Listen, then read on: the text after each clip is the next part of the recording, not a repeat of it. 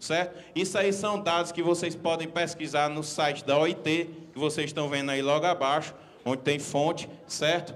E aí, o que a gente quer quando pensa em trabalho decente, certo? Nós queremos crescimento econômico, queremos que se continue crescendo economicamente, mas esse crescimento precisa ter sustentabilidade, ele precisa ser sustentável, e para isso ele precisa ter como união entre o crescimento econômico e a sustentabilidade, a inclusão social, a inclusão política, a inclusão digital, todas as formas de inclusão das minorias de forma participativa na construção da economia e da sustentabilidade, certo? Para isso, foi criada a Agenda Nacional. A gente coloca um resumo. A Agenda Nacional de Trabalho Decente aqui no Brasil foi criada em 2006, certo? Em atenção ao memorando que tinha sido assinado em 2003 pelo presidente Lula, juntamente com o diretor-geral da OIT, Juan Somávia, em junho de 2003. Essa agenda, para o Brasil, definiu 3 prioridades essenciais.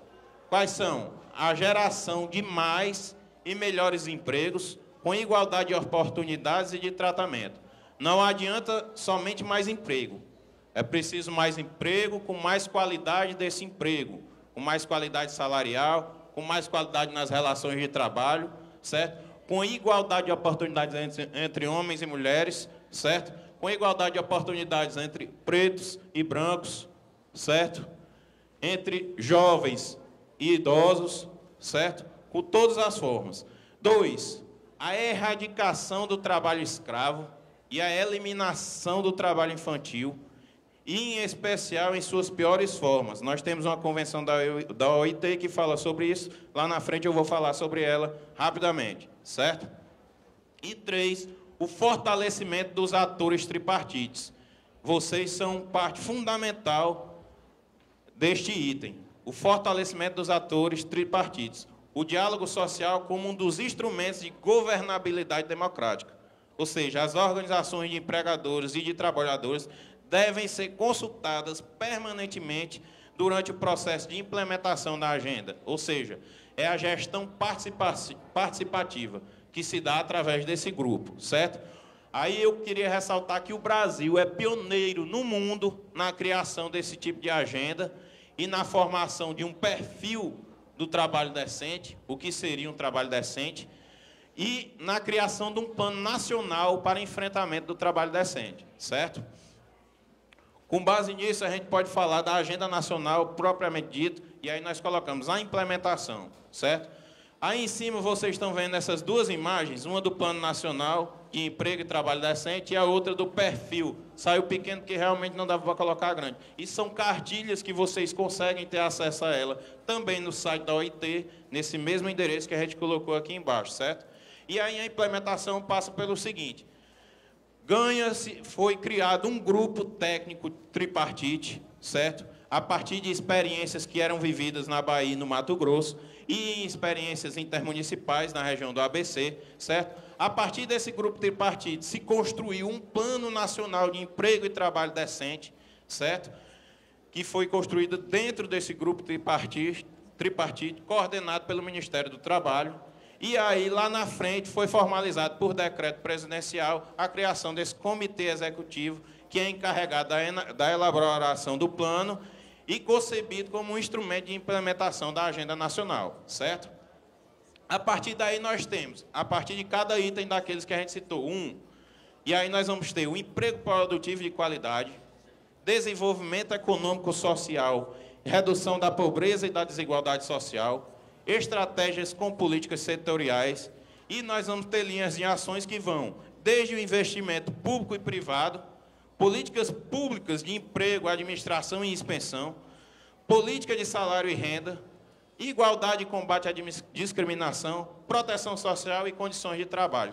Todos esses itens contam hoje com legislações, inclusive nós recentemente tivemos a aprovação da legislação a respeito do salário mínimo e da Política Nacional de Valorização do Salário Mínimo, que é um exemplo concreto dessa agenda do trabalho decente, certo? Para o item 2, que é a erradicação do trabalho, nós temos a aplicação das convenções da OIT, A Convenção 138, que fala da idade mínima para o trabalho, ela define como 15 anos a idade mínima. E naqueles países que ainda encontram algum problema de colocação social, ela baixa para 14. O Brasil aderiu a isso e hoje nós temos a idade mínima para o trabalho de 14 anos. A Convenção 182, que trata das piores formas de trabalho, certo? A Convenção 29, que trata do trabalho obrigatório, e a Convenção 105, que fala da abolição do trabalho forçado, com linhas de ação partindo pelo desenvolvimento de estatísticas, ou seja, para se apurar, saber onde está o trabalho indecente, vamos chamar assim, a mobilização e conscientização social. A partir desse desenvolvimento de estatísticas, nós vamos fazer campanhas de fortalecimento e de promoção da igualdade social e do trabalho decente, de modo a conscientizar todos da necessidade de implementação dessa agenda. Fortalecimento institucional das políticas e programas da área e estratégias de intervenção, isso tudo passando pelo aquele grupo tripartite que a gente falou outrora, certo? E, como último item, nós tivemos mecanismos de diálogo social, criação de comissões e conselhos, capacitação dos constituintes daqueles conselhos e do grupo tripartite, porque não adianta nós termos um participante lá que não está capacitado para verificar os problemas e enfrentar, porque o outro lado, o lado do empregador, o lado dos patrões, está muito bem aparelhado para isso, para fazer esse enfrentamento, certo? E aí nós vamos ter cultura do diálogo social. É preciso criar essa cultura, e aí uma televisão dessa natureza vem nesse ponto fundamental, porque ela pode ser um instrumento de disseminar a cultura do diálogo social, da participação, da democratização das decisões, quer do poder público, quer das empresas em si. E aí com linhas de atuação que vem desde promoção das normas institucionais, fortalecimento dos atores, como a gente já tinha dito, criação e consolidação de conselhos, dos mais variados conselhos, e a negociação coletiva, como pontos fundamentais. Já estamos terminando. E para garantir que tudo isso que a gente falou aqui, todas essas agendas, todas essas pautas, sejam de fato implementadas e sejam de fato concretizadas, é preciso ter o quê? Monitoramento, avaliação e ações concretas, políticas públicas e pautas de reivindicações. Isso num movimento cíclico, sempre se renovando. Monitora, implementa a ação, avalia, sempre indo e vindo com um mecanismo de fiscalização e de implementação e verificação da efetividade da implementação dessa agenda, certo? E aí a gente conclui com a necessidade de que vocês ocupem os espaços dentro dos conselhos municipais, dentro dos conselhos estaduais, dentro dos conselhos federais, planejar as políticas públicas no sentido de garantir a participação social e o fortalecimento da divisão de renda e do trabalho decente como um todo, capacitação de vocês, que vocês têm feito reiteradamente, a CUT, a FETANCE, a FETRAES, todos têm feito trabalho nessas áreas, a FETRAS também, exato. Fiscalizar a implementação de políticas, dessas políticas que são planejadas, e denunciar os abusos e descumprimentos. Denunciar por quê? Porque nós já temos, em muitas, se não quase todas dessas pautas, legislação que regula, que nos permite entrar com ações civil públicas, com denúncias, inclusive a própria OIT, baseando-se nas convenções da OIT. E aí, para finalizar, a gente queria só destacar um artigo da Constituição Federal, o artigo 193 da nossa Constituição, que é algo que vem desde 88, que se vier sendo cumprido, a gente não precisava nem estar falando em trabalho decente.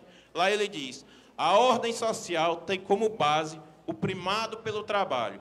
Quer dizer que o trabalho é um fator, é um fato social fundamental na realização das atividades sociais, econômicas do país, certo? E tem como objetivo o bem-estar e a justiça sociais.